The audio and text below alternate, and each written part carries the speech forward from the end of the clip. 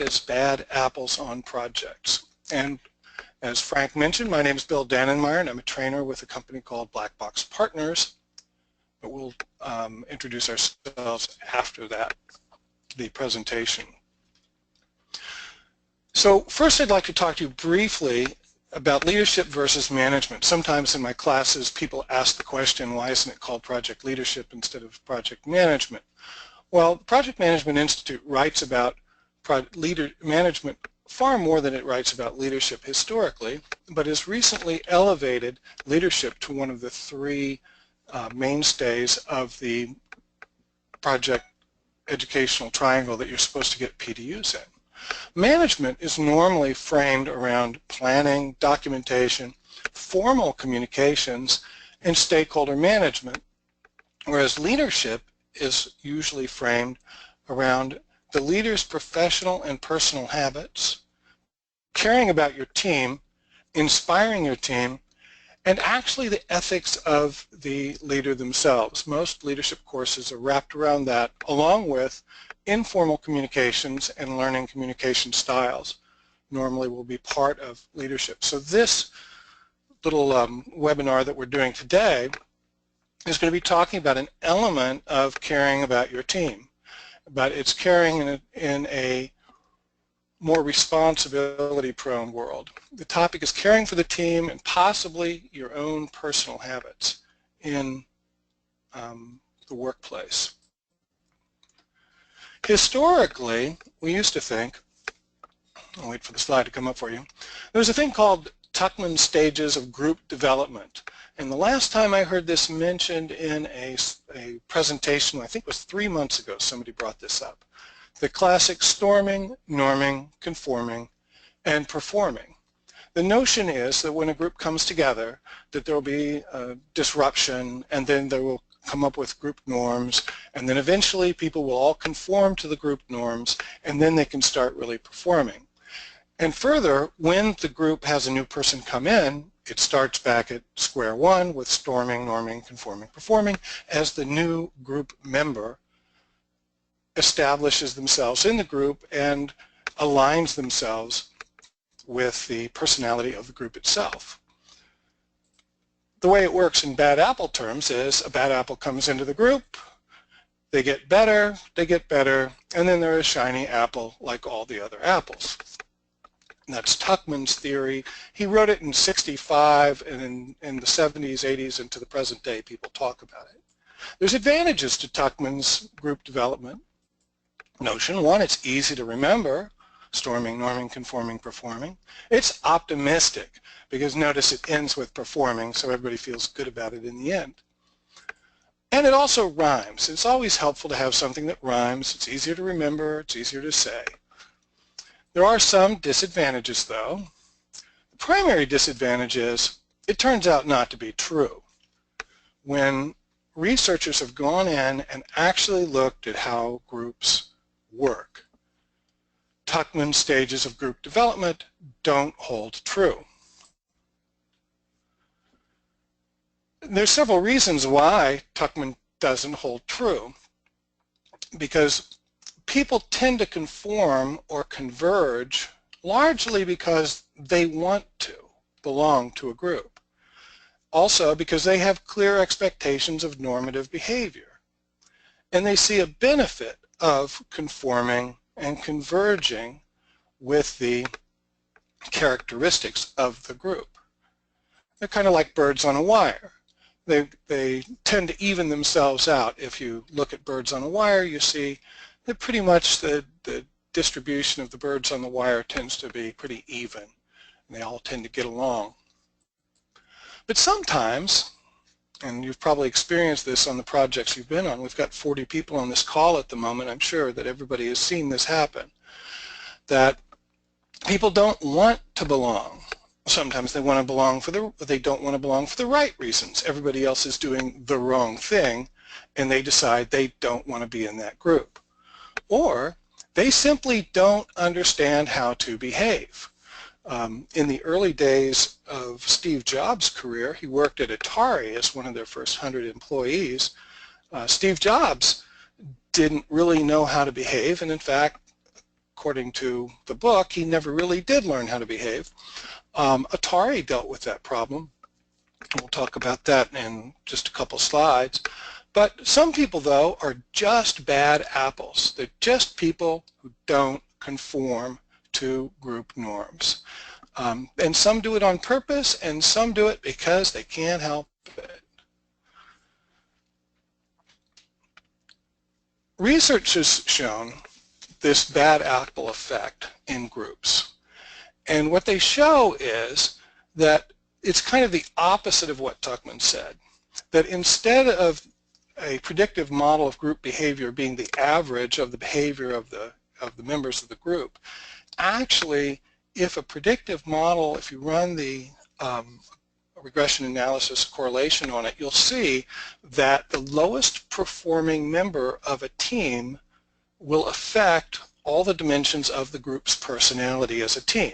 Their social cohesion, their communications, their conflict within the team can be judged by the lowest performing member of the team, and the perception of workload equity, the perception of we're all in it together, that we all have our shoulder to the wheel.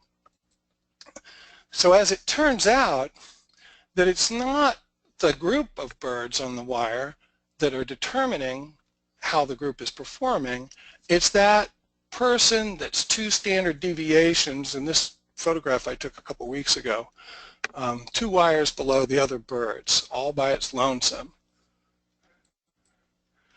And the problem with this is that eventually bad apples will in fact spoil the whole barrel, according to the research, that bad apples will eventually spoil the whole barrel because what they do is they drive out the good apples.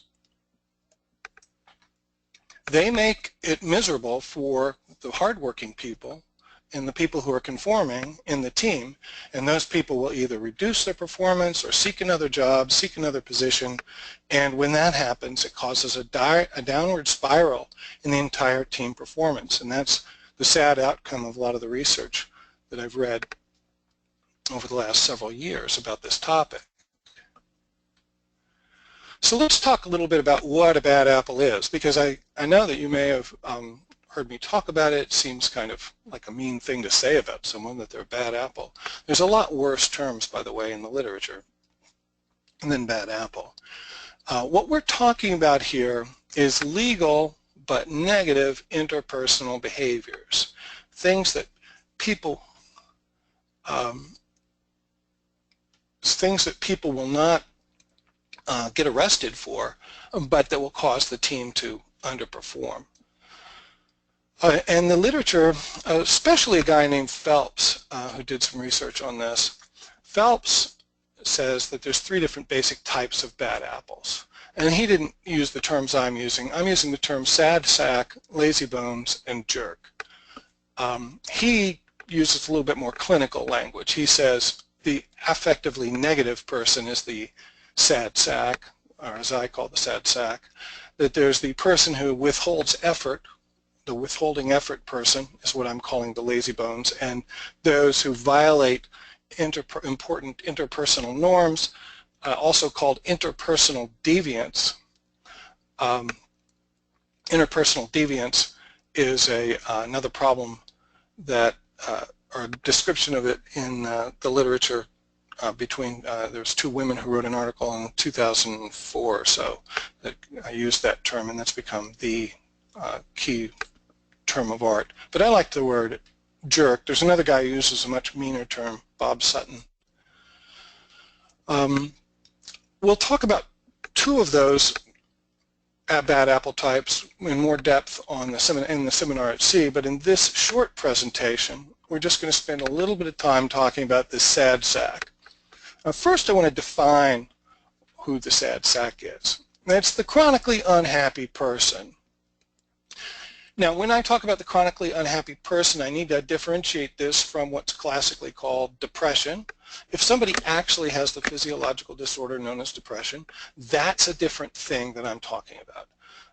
That's something that's subject to the Family and Medical Leave Act, FMLA issues, and that's for HR to tell you how to deal with it, and I'm not telling you any different than HR would tell you.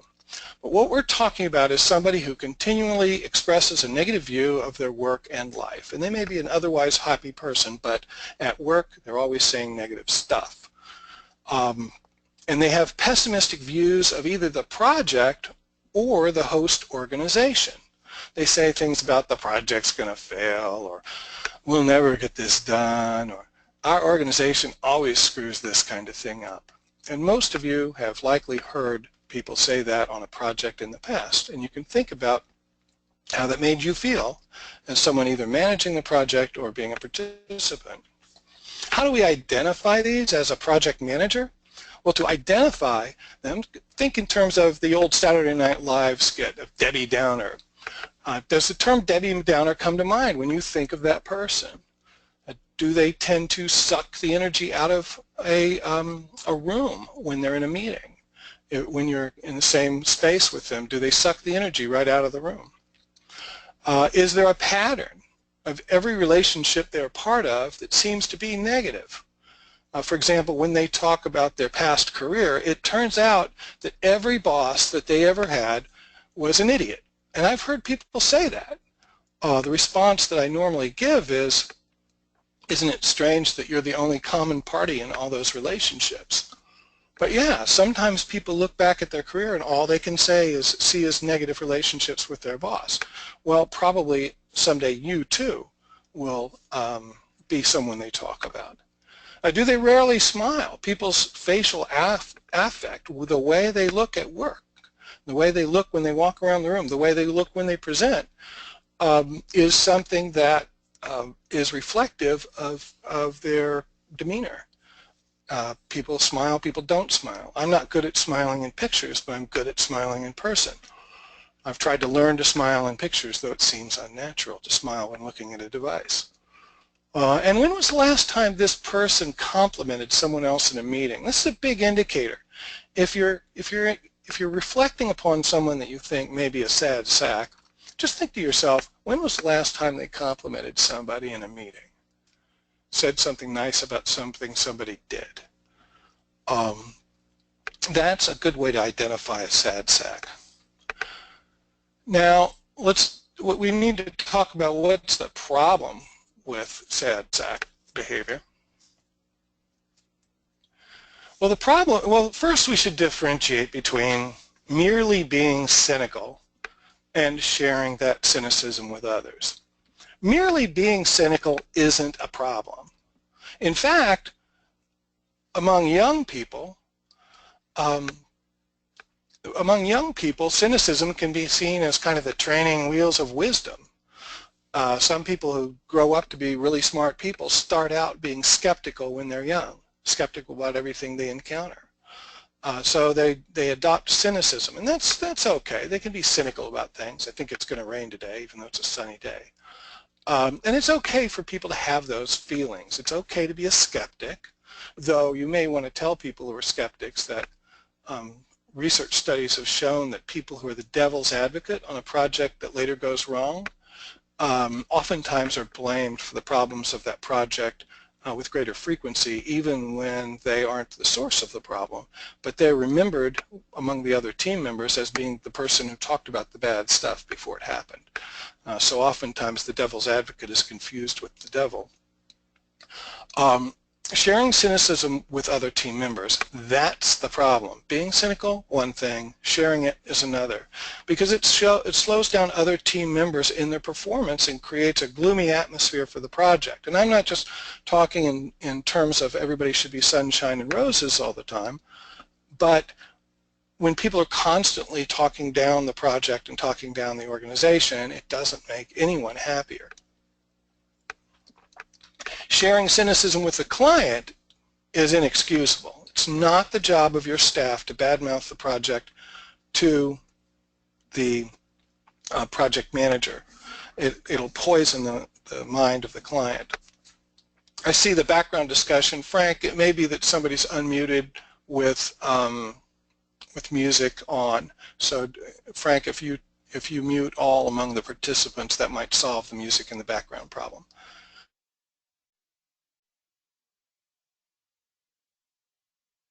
And then you unmuted me. Good.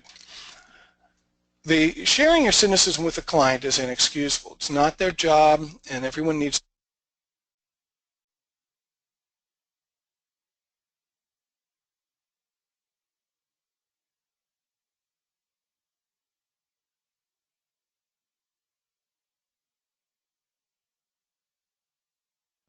Sorry, Frank. So we'll move on to the next slide. In the next slide, we're going to talk about solutions to these problems of the sad sack on the project team. One of the classic solutions to this problem, or the way to any, in fact, for all three of the different types of bad apples, is to be direct in your expectations with your team. You need to be direct with you. You need to be direct with the person who is the potential bad apple, pull them aside, have a conversation with them, and set expectations for the relationships and for their communications. And remember, it's the communication that's the problem here. So you need to let them know. I mean, I personally always tell people that they get to say anything they want to me in private. I don't really care. They can be negative all they want in private. And you may want to set different expectations depending upon your persona and your tolerance for complaining. But then they need to speak differently with the team than they do with their manager. And then in meetings, in group meetings, they need to talk differently than they do around the water cooler or than they do in a meeting with the manager. And then lastly, the fourth level of communication, the fourth layer, is with the client. With the client, it's a special circumstance, and the person should be on their guard at all times. We're going to let them know the seriousness of the problem also. They need to know that the problem is serious, and the only way to let them know that it's serious is prior to having the conversation, you need to document what they've said and when they've said it, and then reflect that back to them. Say, here's the things that I've noticed in conversation with you over the last 3 weeks.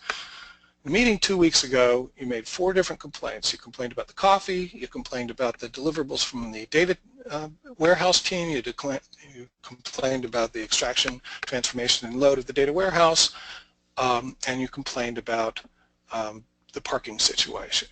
You gave 4 negative comments. And then you need to inform them of the power of bad. Now, this notion of the power of bad is something that there's some great literature on. That bad is more powerful than good. Throughout the social behavioral community, there's this great literature around bad being more powerful than good. In relationships between people, people think that it has to be even, right? You do a bad thing or you say something mean to somebody, you say something nice to make up for it, right? 1-to-1 ratio. Well, it doesn't work out that way. Research has shown that there's a 1-to-5 ratio, meaning that for every bad thing you say to someone in a relationship, and this is research has been done with romantic relationships and with work relationships.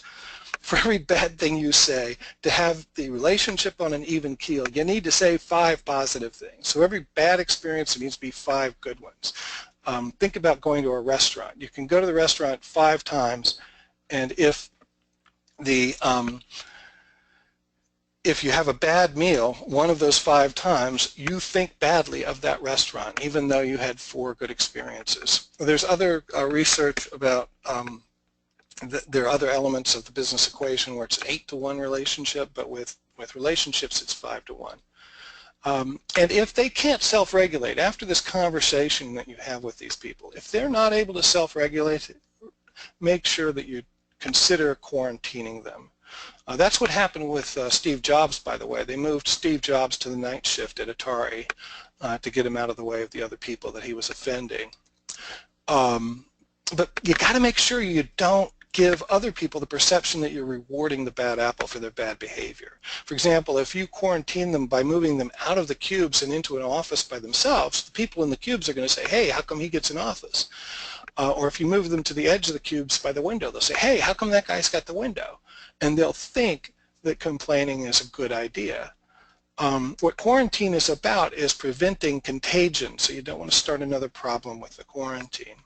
And you need to be clear with people that the quarantine is a step away from punishment. As soon as I'm going to isolate you, I'm going to take you out of meetings that you don't belong in so that your bad spirit doesn't get around. But if the meetings I send you to, you still have this attitude, we're going to have to take some actions.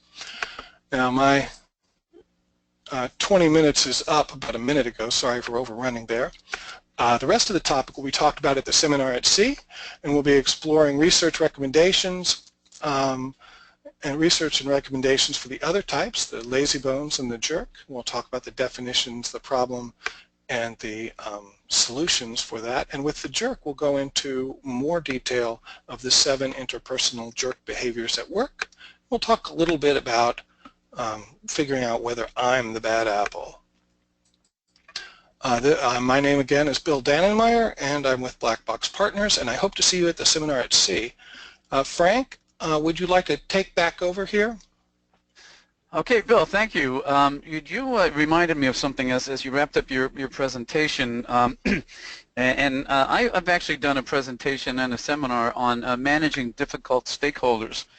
And those terms that you came up with, the jerk and the sad sack, I'll have to add them to my list of a description of difficult stakeholders. But you reminded me of a book that people might be interested in, and the book is entitled, believe it or not, and it is actually a very good book, but the title is Dealing with People That You Can't Stand.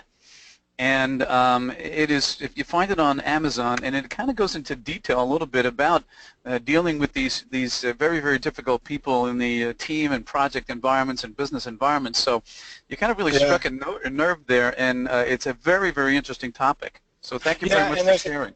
And there's a guy out there who has a book title that I cannot say on a public forum, but his name is Bob Sutton.